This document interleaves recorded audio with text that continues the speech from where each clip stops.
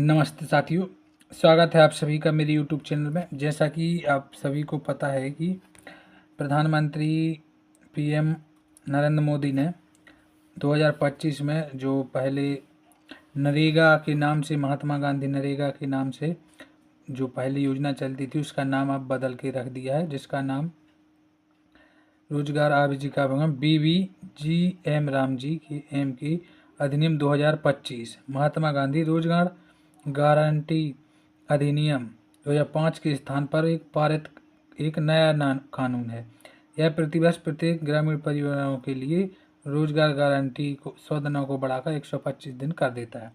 तो मैं इस वीडियो में GRMG अधिनियम 2025 की फुल जानकारी आपको इस वीडियो में देने वाला हूं। तो अगर आप हमारे चैनल पर नए हो तो हमारे चैनल को लाइक, शेयर एंड सब्सक्राइब जरूर कर लीजिएगा। चलिए तो शुरू करते हैं। मैं आपको पूरा अधिनियम यहाँ पर बताऊंगा, अधिनियम के बारे में जानकारी बताऊंगा। तो यहाँ पर ये देख सकते हैं आप।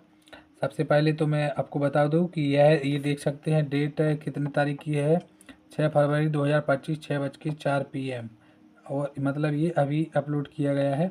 एंड विकसित भारत रोजगार गारंटी और आजीविका मिशन BBG रामजी अधिनियम, इसके बारे में पूरी जानकारी मैं आपको यहाँ पर देने वाला हूँ। तो चलिए शुरू करते हैं।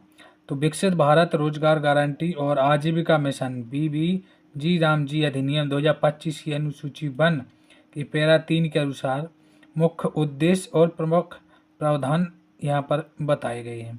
तो पहला मैं आपको बता देता हूँ। इस अधिनियम का प्राथमिक उद्देश्य ग्रामीण विकास ढांचे को विकसित भारत 2047 के राष्ट्रीय विजन के अनुरूप व्यवस्थित करना है, जिसके तहत प्रत्येक वित्तीय वर्ष में 125 दिनों की बढ़ी हुई वैधानिक मजदूरी रोजगार गारंटी उन ग्रामीण परिवारों को प्रदान की जाएगी जिनके वयस्क सदस्य अकुशल शारीरिक श्रम करने के लिए शिक्षा से आगे आते हैं, जिससे वे विस्तारित आजीविका सुरक्षा संरचना में अधिक प्रभावी ढंग से भागीदार कर सकें। दूसरा बता दूं, लोक निर्माण के माध्यम से सशक्तिकरण, विकास और संयोजन पूर्णतः पर ध्यान केंद्रित करना, जो विकसित भारत राष्ट्रीय ग्रामीण इंफ्रास्ट्रक्चर के स्टेक के गठन में एकत्रित होता है, जिसमें जल संबंधी कार्यों, मुख्य ग्रामीण इंफ्रास्ट्रक्चर, आजीविका संबंधी स्ट्रक्चर और चरम मौसम की घटनाओं को कम करने के लिए विशेष कार्यों के माध्यम से जल सुरक्षा पर विषयगत ध्यान केंद्रित किया गया है।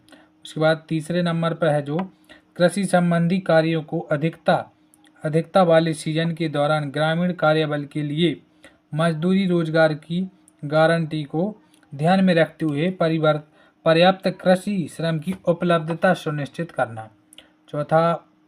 चौथे नंबर पर जो बताया गया है वो विकसित ग्राम पंचायत योजनाओं के माध्यम से संयोजन पूर्णतः संचालित योजना और समग्र सरकारी वितरण को संस्थागत रूप देने के लिए PM गति शक्ति के साथ एकीकृत योजना, ताकि ग्राम पंचायतों की विभिन्न आवश्यकताओं को पूरा किया जा सके।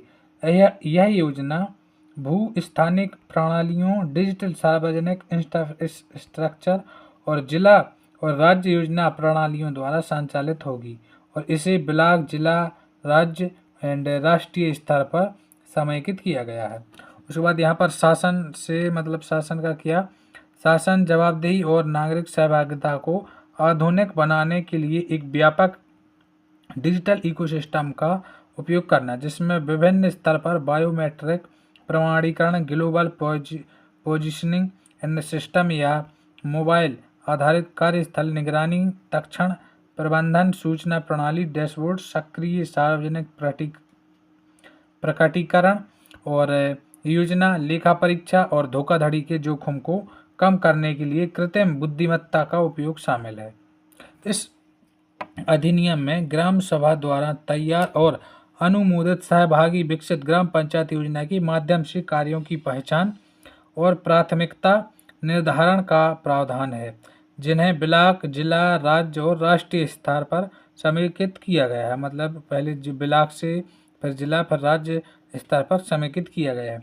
ये कार्य 4 विषयगत क्षेत्र: पहला जल सुरक्षा के लिए जल संबंधी कार्य, दूसरा ग्रामीण इंफ्रास्ट्रक्चर एंड तीसरा आजीविका संबंधी इंफ्रास्ट्रक्चर एंड चौथा है जो प्रतिकूल मौसम के दौरान नुकसान के मामलों को कम करने और आपदा संबंधी तैयारियों के लिए विशेष कार्य के अंतर्गत आती है।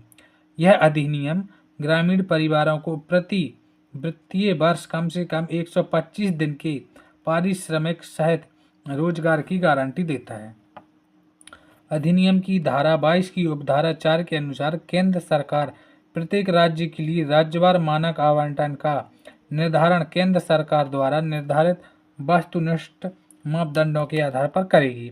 एंड अधिनियम की धारा 22 के अनुसार अधिनियम के तहत कार्यान्वित योजना केंद्र परियोजना होगी एंड केंद्र सरकार और राज्य सरकार के बीच निधि साझाकरण का पैटर्न उत्तर पूर्वी राज्यों, हिमालयी राज्यों एंड केंद्र शासित प्रदेश के लिए 90:10 एंड विधानमंडल वाले अन्य सभी राज्यों और केंद्र शासित प्रदेशों के लिए 60:40 होगा।